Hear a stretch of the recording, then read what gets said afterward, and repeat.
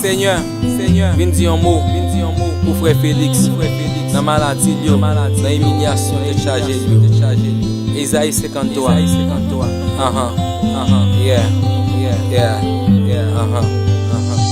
Papa bon Dieu qui dans ciel là m'a demandé pardon pour tout ça moi connais moi faire qui pas bon. Depuis moi fait ces coups de bâton ak humiliation, sans te paniquer moi pas quoi ma vie pour longtemps. Grand Jéhovah, est-ce que c'est moi celle qui reste attend? Yo parle mal, yo critique, yo garde mal. Maladie ak mauvais la vie rend moi des pas fini. Oh papa bon Dieu m'a demandé, est-ce que wap quitte mourir?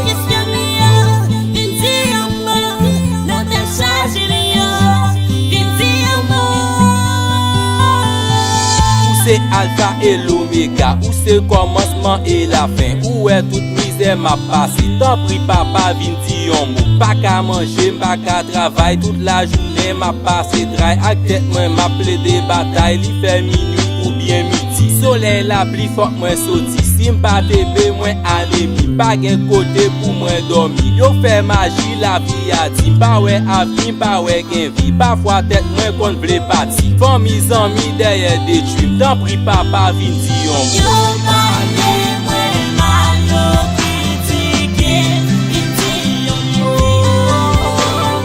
Yo parle moi mal, yo critique, vin di yon mot. Vin di yon mot, la maladie là. Vin di yon mot, la persécution là. Vin di yon mot, la décharge là. Vin di yon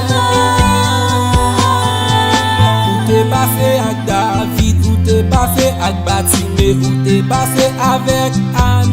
Vin di yon mot, toute la journée m'a prié, toute la journée m'a prélé, toute la journée m'a souffri, t'en prie, vin di yon mot. Yo parle moi mal, yo critique, vin di yon mot. Yo parle moi mal, yo critique, vin di yon mot. Yo parle moi mal, yo critique, vin di yon mot. Yo parle moi mal, yo critique, vin di yon mot. Frère Félix.